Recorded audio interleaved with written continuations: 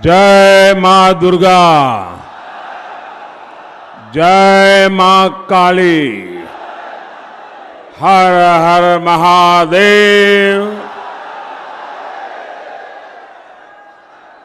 केम आछेन बर्धमानवासी,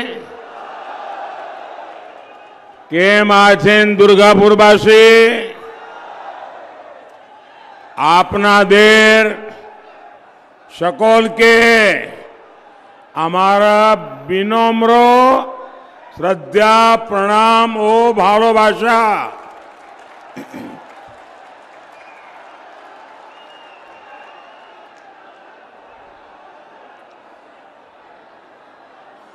आज भी यहां इतनी बड़ी संख्या में आप सब हमें आशीर्वाद देने आए हैं। माताएं बहनें भी बहुत बड़ी संख्या में आई हैं। इस समय तो घर में माताओं बहनों को बहुत काम रहता है, खाना पकाना, घर के काम करना, ये सब छोड़ के इतनी बड़ी तादाद में आप आए हैं। ऐसा लग रहा है ये मेरा परिवार। आज मुझे उनके दर्शन करने का अवसर मिला है। साथियों, मुझे देश ने इतना आशीर्वाद दिया है, आप सबने मुझे इतना आशीर्वाद दिया है, शायद कोई इंसान अपने जीवन में ऐसी कल्पना तक नहीं कर सकता है। शायद दुनिया में कोई इंसान कल्पना नहीं कर सकता है कि ईश्वर रूपी जनता जनार्दन इतने आशीर्वाद बरसाएं और लगातार बरसाएं और सालों साल ये आशीर्वाद बढ़ता ही जाए, बढ़ता ही जाए, बढ़ता ही जाए। जीवन में इससे बड़ा संतोष क्या होता है। मेरे प्यारे देशवासियों, आप भी जानते हैं, अगर पद की लालसा हो, प्रतिष्ठा की लालसा हो, पीएम पद की लालसा हो, तो एक बार इंसान पीएम के शपथ ले ले, फिर उसके जीवन में वो ऊंचाई तो प्राप्त हो ही जाती है, इतिहास में नाम दर्ज हो ही जाता है। तो फिर लोगों को लगता है कि मोदी जी दो बार एमपी रहे, पीएम रहे, दुनिया में इतना नाम हो गया। अरे कभी तो आराम करो। लेकिन मेरे देशवासियों, मैं मौज करने के लिए पैदा नहीं हुआ। मैं खुद के लिए जीना नहीं चाहता हूं। मैं तो आप सबकी चरण रज माथे पर चढ़ाकर आपकी सेवा का संकल्प लेकर ये महान भारत माता के 140 करोड़ देशवासियों की सेवा करने के लिए निकला हूं।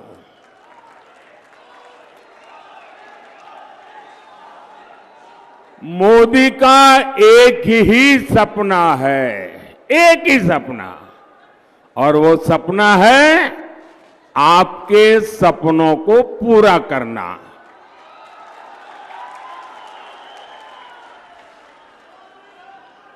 मुझे ज्यादा से ज्यादा आशीर्वाद चाहिए ताकि मैं ज्यादा से ज्यादा आपकी सेवा कर सकूं, ज्यादा से ज्यादा देश की सेवा कर सकूं। और आप तो जानते हैं मेरे पास है क्या? न आगे कुछ है न पीछे कुछ है, न ही मुझे किसी के नाम कुछ करके जाना है। मेरे लिए तो आप ही मेरी परिवारजन है। मेरा भारत मेरा परिवार। अगर मेरा कोई वारिस है तो ये मेरे देश के हर परिवार के बच्चे मेरे वारिस हैं। मैं उनके लिए कुछ छोड़ के जाना चाहूंगा। आप ही मेरे वारिस हैं, मेरा अपना कोई वारिस नहीं है। मुझे अपने किसी के लिए कुछ ना करना है ना कुछ छोड़ना है। मुझे जो भी करना है सिर्फ और सिर्फ आपके लिए, आपके बच्चों के लिए, आपके बच्चों की विरासत के लिए करना है। मुझे आपके साथ साथ उनका भी भविष्य बहुत उत्तम बनाना है।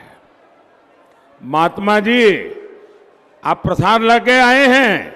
अच्छा भाई, हमारे कैमरामैन जरा वो प्रसाद ले लीजिए। हाँ, मुझे मिल जाएगा, माला आपकी मिल जाएगी। आप कब से वहीं से ले लेंगे, आप वहीं रुकिए, वो ले लेंगे। आप कब से हाथ ऊपर के खड़े हैं, थक जाएंगे। इस उम्र में आप इतना आशीर्वाद दे रहे हैं, मैं यहां से आपको प्रणाम करता हूं जी।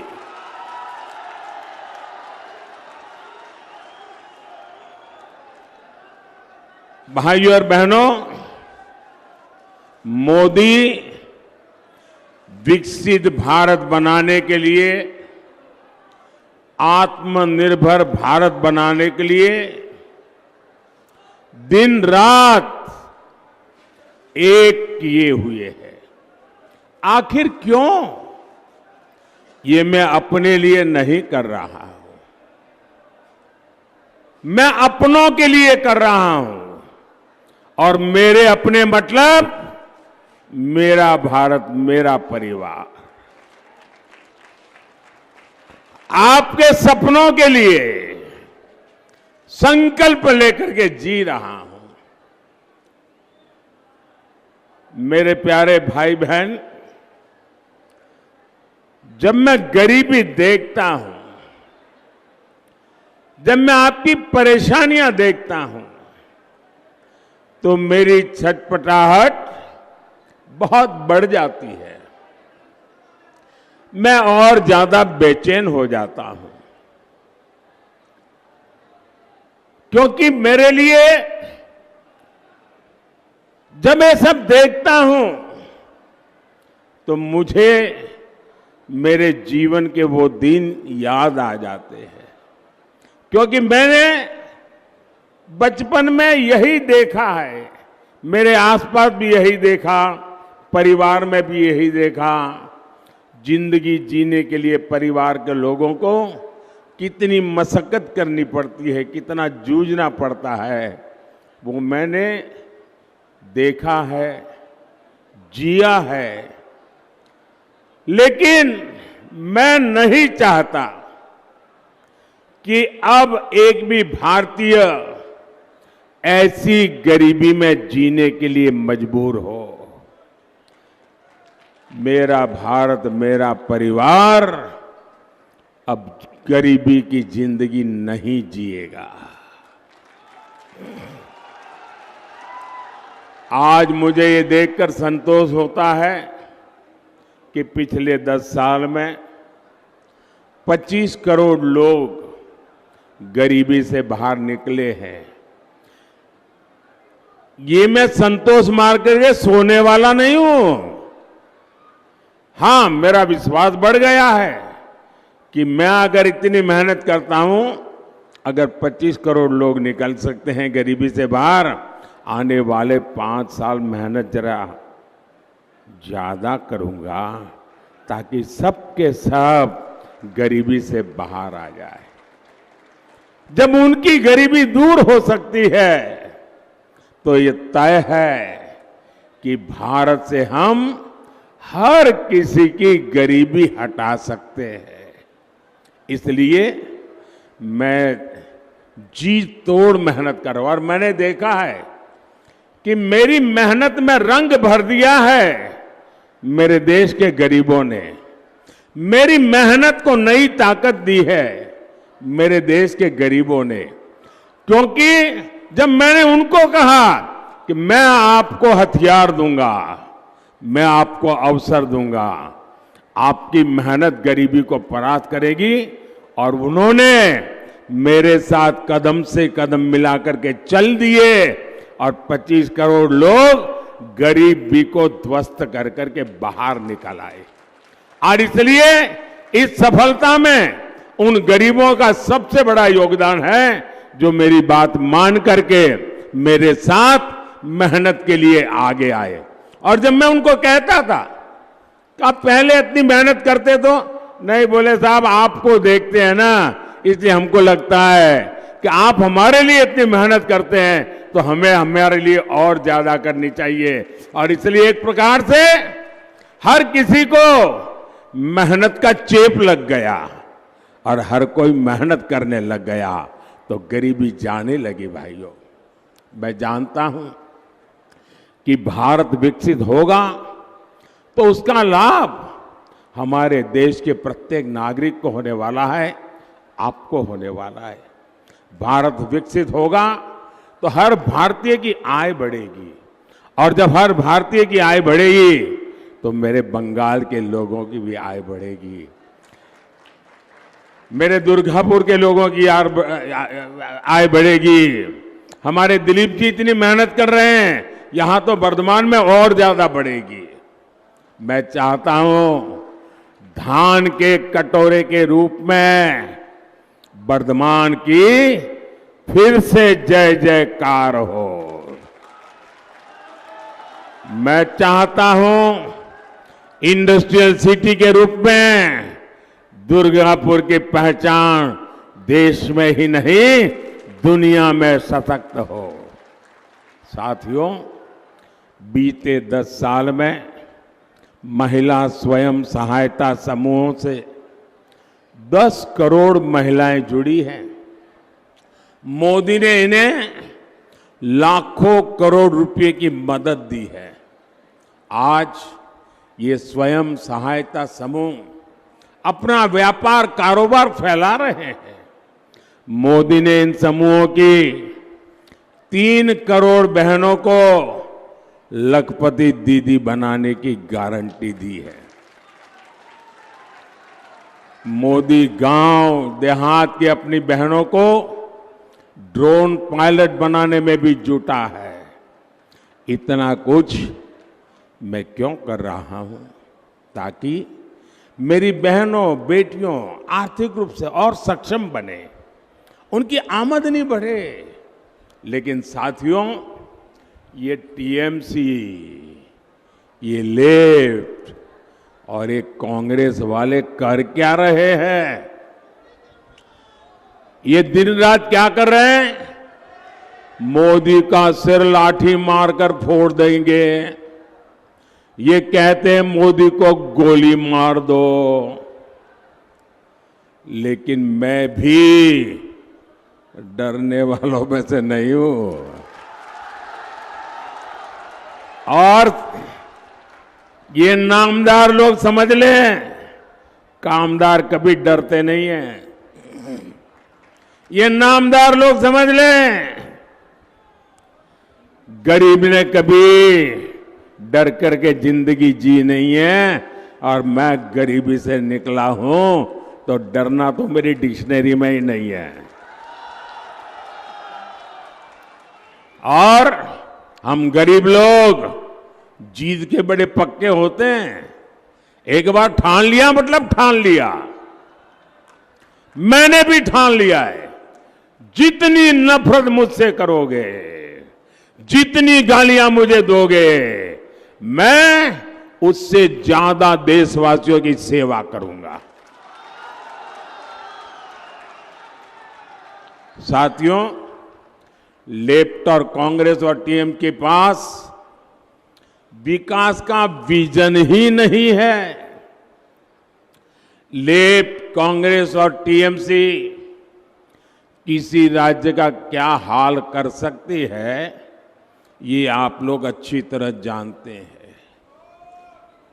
ये बगल में त्रिपुरा लेफ्ट वालों ने तबाह करके रखा था। 35 साल राज किया और पिछले 5 साल में बीजेपी ने पूरे त्रिपुरा की जिंदगी बदल दी। दोस्तों, लेफ्ट वाले गए तो विकास का सूरज उगने लगा।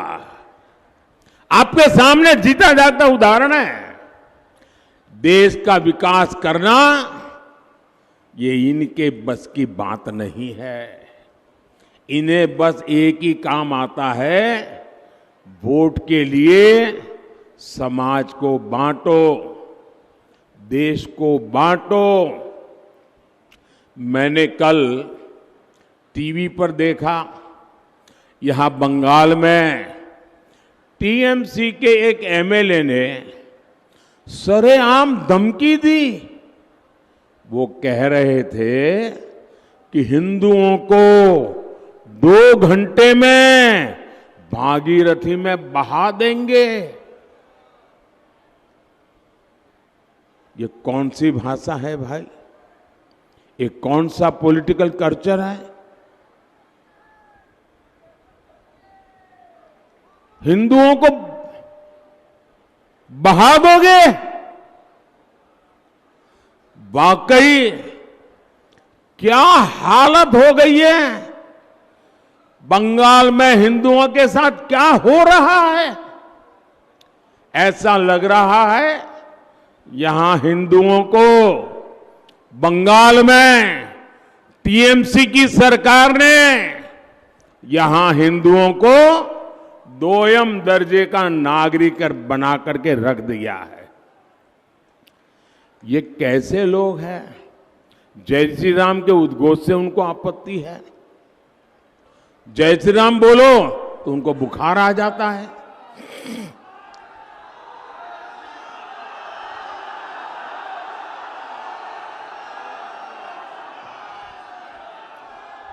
इनको राम मंदिर के निर्माण से आपत्ति है।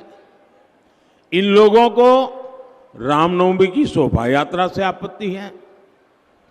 मैं आज पूछना चाहता हूं टीएमसी सरकार से, यहां संदेश खाली में हमारी बहनों के साथ, हमारी दलित बहनों के साथ इतना बड़ा अपराध हुआ, पूरा देश कार्रवाई की मांग करता रहा, टीएमसी उसके गुनहगार को बचाती रही।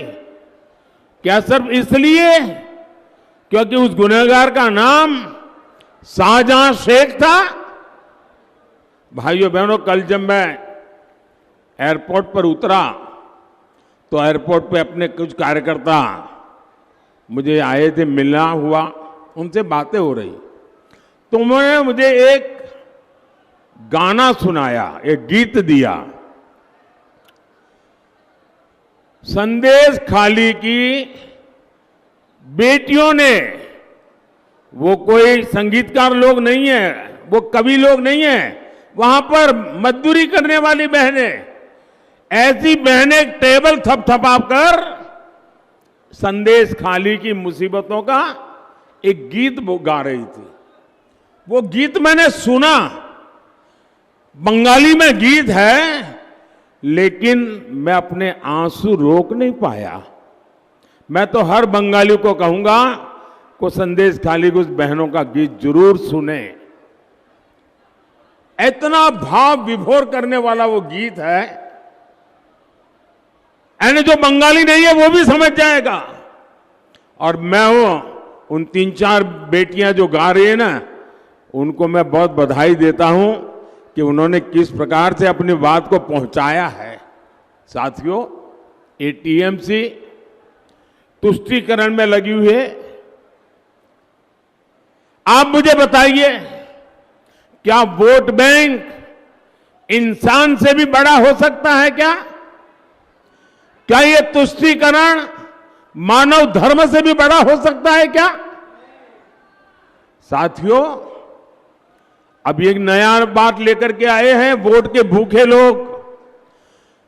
अब 2 चरण में उनकी दुनिया डूब चुकी, तो खुलेआम एक नया खेल लेकर के आए हैं और पढ़े लिखे कांग्रेस का खासम खास परिवार उसका प्रवक्ता है। अब ये कहते हैं मोदी के खिलाफ वोट जिहाद करो। जिहाद क्या होता है ये हमारे देश के लोग भली भांति जानते हैं। हमारे देश में दशकों से ये वोट जिहाद का खेल पर्दे के पीछे चलता था, चुपचाप चलता था। पहली बार वो इतने हताश और निराश हो चुके कि खुलेआम अब वोट जिहाद की सार्वजनिक माइक पर घोषणा कर रहे हैं। इसलिए वोट जिहाद की इस अपील पर कांग्रेस का शाही परिवार चुप है। यहां टीएमसी का परिवार चुप है, लेफ्ट का परिवार चुप है। यानी कांग्रेस हो, लेफ्ट हो, टीएमसी हो, ये इंडी अलायंस के जो भी चट्टे बट्टे हैं सारे के सारे वोट जिहाद से सहमत है। जो लोग वोट जिहाद करने वाले हैं, क्या आप उनको उत्तर देंगे कि नहीं देंगे? उत्तर देंगे कि नहीं देंगे?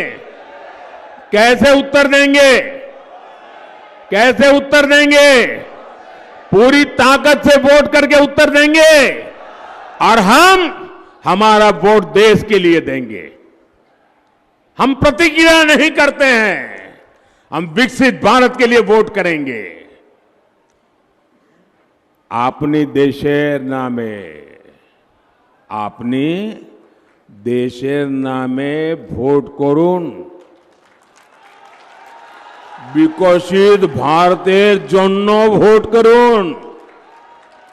साथियों, टीएमसी हो, कांग्रेस हो या लेफ्ट हो, ये जो इंडिया अलायंस है ये अपने वोट बैंक के हितों के लिए कुछ भी कर सकते हैं।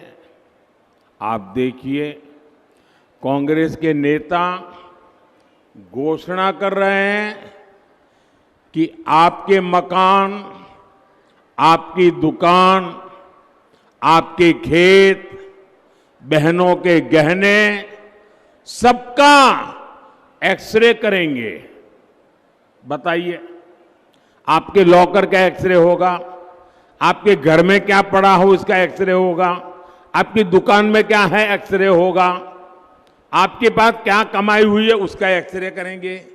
ये लोग आपकी कमाई का एक हिस्सा जब्त करेंगे और फिर अपनी ये जिहाद वोट बैंक वाली खास वोट बैंक है ना, उनको वो देना चाहते हैं। क्या आप अपनी संपत्ति लूटने देंगे? आप अपने गहने लूटने देंगे? आप अपना मंगलसूत्र छीनने देंगे? क्या टीएमसी और लेफ्ट ने कांग्रेस के इस खतरनाक खेल का विरोध किया क्या? क्योंकि इन सब का पर्दे के पीछे एक ही एजेंडा है। साथियों, हमारे संविधान की मूल भावना है कि भारत में धर्म के आधार पर आरक्षण नहीं दिया जाएगा। ये निर्णय संविधान सभा ने बहुत सोच विचार कर किया था। बाबा साहब आंबेडकर ने भी जीवन भर धर्म के आधार पर आरक्षण के खिलाफ बहुत कुछ कहा है, लेकिन कांग्रेस देश में धर्म के आधार पर आरक्षण देने की साजिश कर रही है। ये एससी, एसटी, ओबीसी के हक का आरक्षण उनसे छीन करके अपने खास वोट बैंक, जिहादी वोट जहां से मिलने वाला है, उनको देने के लिए संविधान बदलना चाहते हैं। मैंने सोचा कांग्रेस इतना पागलपन क्यों है उसके विषय में। तो मैंने कुछ लोगों को पूछा, मैंने कहा भाई क्या ये क्यों ऐसा कर रहे हैं। बोले उनका सीधा सीधा हिसाब है कि वो अब दलितों को, आदिवासियों को और ओबीसी उनको जबरदस्त सजा करना चाहते हैं। मैंने कहा दलित, आदिवासी और ओबीसी को सजा क्यों? बोले सजा इसलिए करना चाहते हैं कि मोदी आज जो बैठा है ना, उसका कारण अब दलित मोदी को वोट देता है, आदिवासी मोदी को वोट देता है, ओबीसी मोदी को वोट देता है।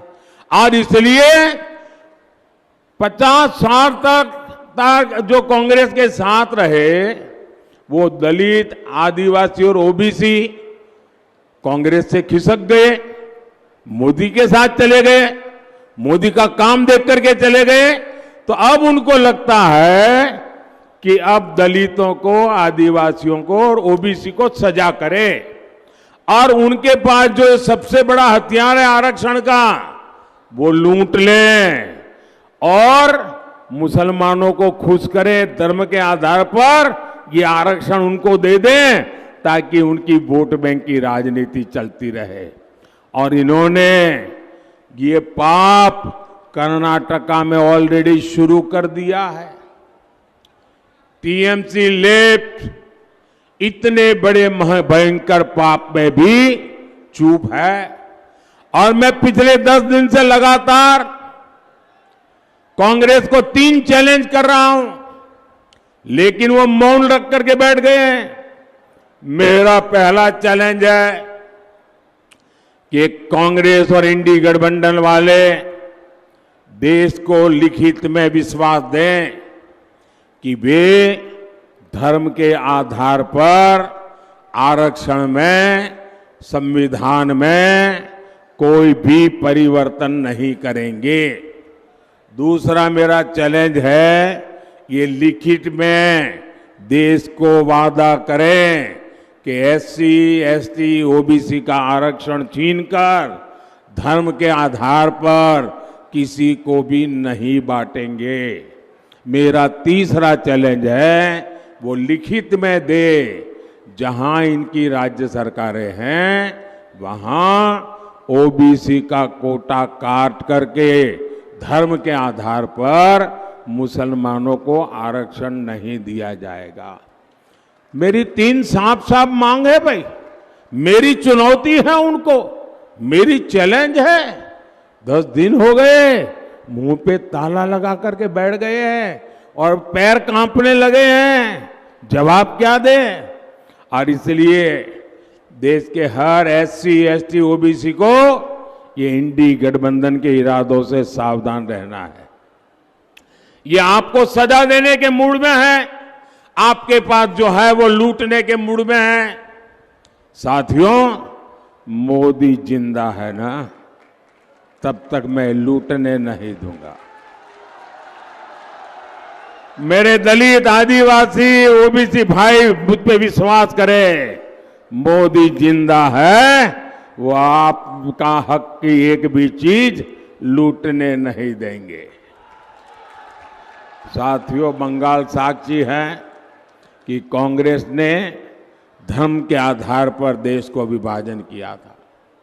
पड़ोसी देशों में जो हिंदू, बौद्ध, जैन, ईसाई, पारसी, ये सारे अल्पसंख्यक वहां पर रहते थे, तब उनको संरक्षण देने का वादा किया गया था। 1947 में वादा हुआ है। उस वादे को निभाने के लिए आज 75 साल तक काम नहीं हुआ। अब मोदी ने किया, सीएए कानून लाया, इनमें बहुत बड़ी संख्या में मेरे दलित परिवार है, नामशूद्र परिवार है, संथाल परिवार है, जिनके साथ वहाँ जुल्म हुआ, वो यहाँ आने के लिए मजबूर हुए। लेकिन टीएमसी, लेफ्ट और कांग्रेस, ये पूरा इंडी गठबंधन सीएए को खत्म करने की घोषणा कर रहे हैं। आप सावधान रहिए, ये अपने वोट बैंक को खुश करने के लिए किसी भी हद तक जा सकते हैं। साथियों, मीडिया के कई साथी एक्सपर्ट के साथ अब भी ये अनुमान लगा रहे हैं कि चुनाव कौन जीतेगा। अब ना किसी ओपिनियन पोल की जरूरत है, ना किसी एग्जिट पोल की जरूरत है। मैं उन्हें कब से बता रहा हूं, देश बता रहा है कि भाई रिजल्ट क्लियर है। मैंने तो पहले ही कहा था कि इनकी मैंने पार्लियामेंट में कहा था, तब तो चुनाव को 2 महीने की 3 महीने की देर थी। मैंने कहा था इनकी सबसे बड़ी नेता चुनाव लड़ने की हिम्मत नहीं करेगी, वो डर के मारे भाग जाएगी। और वो भाग करके राजस्थान गई और राजस्थान से राज्यसभा में आई, और हुआ भी यही। मैंने पहले ही बता दिया था कि शाहजादे वायनाड में हारने वाले हैं, और हार के डर से जैसे ही वायनाड में मतदान समाप्त होगा, वो दूसरी सीट खोजने लग जाएंगे। और अब दूसरी सीट पर भी उनके सारे चेले चपाटे कह रहे थे अमेठी आएंगे, अमेठी आएंगे, लेकिन अमेठी से भी इतना डर गए, इतने डर गए, वहां से भागकर अब रायबरेली में खोज रहे हैं रास्ता। ये लोग घूम घूम कर सबको कहते हैं डरो मत। मैं भी आज उन्हें कहता हूं, और बड़े जी भर के कहता हूं, अरे डरो मत, भागो मत। और आज मैं एक और बात कहूंगा, कांग्रेस इस बार पहले से भी कम सीटों पर सिमटने जा रही है। वो पहले से कम सीटें लड़ रहे हैं, तो अपने आप भी कम जाना थल है। अब देश भी समझ रहा है कि ये लोग चुनाव जीतने के लिए चुनाव नहीं लड़ रहे हैं, ये सिर्फ और सिर्फ देश को बांटने के लिए चुनाव के मैदान का उपयोग कर रहे हैं। भाई और बहनों, इंडी गठबंधन सिर्फ एक वोट बैंक के लिए समर्पित है, जबकि हम सबका साथ, सबका विकास के मंत्र पर काम करने वाले लोग हैं। मोदी ने 10 साल में बंगाल के गरीबों के लिए, दलित, आदिवासी पिछड़ों के लिए 38 लाख से ज्यादा पक्के घर बनाए हैं, करीब करीब आधा करोड़। मोदी आज बंगाल के 6 करोड़ जरूरतमंदों को मुफ्त राशन दे रहा है। मोदी ने बंगाल के 80 लाख से ज्यादा घरों तक नल से जल पहुंचाया है। मोदी ने बंगाल के 5 करोड़ लोगों के जनधन खाते खोले। मोदी ने पीएम सुरक्षा बीमा योजना अंतर्गत जीवन ज्योति योजना के तहत मामूली प्रीमियम पर गरीबों का बीमा किया। मुश्किल समय में ऐसे गरीबों को अकेले बंगाल में 450 करोड़ रुपए की क्लेम राशि दी गई है। मोदी ने वर्धमान के लाखों किसानों की पीएम किसान सम्मान निधि के तहत करीब 500 करोड़ रुपए इस वर्धमान इलाके में दिए। इसका लाभ यहां जो आलू के किसान हैं उनको मिला है। साथियों, लेकिन मुझे अफसोस होता है कि मोदी के प्रयासों पर टीएमसी हर तरह से डाका डालने पर तुली है। केंद्र सरकार की हर योजना में यहां टीएमसी के तोलाबाज लूटपाट मचा रहे हैं। टीएमसी के तोलाबाजों ने शिक्षकों की भर्ती में लाखों नौजवानों के साथ धोखा किया है।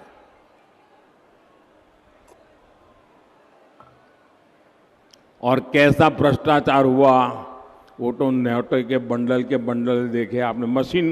मशीन थक जाते थे, नोट गिनने वाले मशीन थक जाते थे बंगाल में, इतने रुपये मार लिए। वर्तमान तो ऐसे भ्रष्ट टीएमसी नेताओं को अब जनता भी पहचानती है, जान गई है। लेकिन साथियों, मैं जानता हूं शिक्षक की भर्ती का जो घोटाला हुआ, उसमें जो पीड़ित है उनकी जिंदगी कितनी बदहाल हुई है। और मेरे अध्यक्ष जी यहां बैठे हैं बंगाल के, मैं उनको एक सुझाव देता हूं कि ये जो शिक्षक भर्ती घोटाला हुआ है, लेकिन उसमें बहुत निर्दोष लोग भी हैं जो सचमुच में शिक्षक की नौकरी के हकदार है। ये बाकियों के पाप के कारण ये निर्दोष लोग भी मुसीबत में गिर गए हैं। मैंने पश्चिम बंगाल के हमारे बीजेपी के अध्यक्ष जी से कहा है कि हम पार्टी के तौर पर ये जो शिक्षक भर्ती में जिनकी नौकरी गई है, उसमें नेक ईमानदार लोग हैं, हम उनकी मदद कैसे कर सकते हैं। मैंने बंगाल बीजेपी से कहा है कि प्रदेश स्तर पर एक लीगल सेल और एक सोशल मीडिया प्लेटफॉर्म बनाया जाए।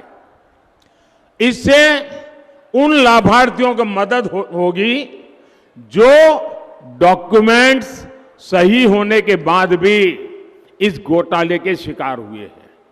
बीजेपी ऐसे अभ्यर्थियों को कानूनी सहायता भी देगी और उन्हें न्याय दिलाने के लिए पूरी ताकत से काम करेगी। हम ईमानदार के साथ खड़े रहेंगे और मेरा बंगाल यूनिट भले चुनाव चलता रहे, लेकिन ये काम करेगा। और जिन शिक्षक ईमानदार शिक्षक जिन्होंने भ्रष्ट किया है वो सजा भुगतेंगे, लेकिन बहुत ईमानदार लोग हैं जिनके पास सच्ची डिग्री है, इन दिनों वो भी फंस गए हैं। जो सच्चे लोग हैं उनको न्याय के लिए हमारा पश्चिम बंगाल काम करेगा, ये मोदी की गारंटी है। टीएमसी के तोलेबाजों की मनमानी नहीं चलने दी जाएगी। टीएमसी तोलाबाजी चलते देबो ना, एटा मोदी गारंटी। हर लूट की, हर घोटाले की जांच होगी, जरूर होगी। साथियों, बंगाल के विकास के लिए आपको हर बूथ पर बीजेपी को जिताना है। वर्धमान पूरब से हमारे साथी असीम कुमार सरकार जी और वर्धमान दुर्गापुर से मेरे बहुत निकट साथी भाई दिलीप घोष, इनको विजयी बनाना और इनको मिलने वाला हर वोट मोदी की शक्ति बढ़ाएगा, मोदी को मजबूत देगा। उनको दिया एक एक वोट सीधा मोदी के खाते में जाएगा। तो ज्यादा से ज्यादा मतदान कराएंगे, पोलिंग बूथ जीतेंगे।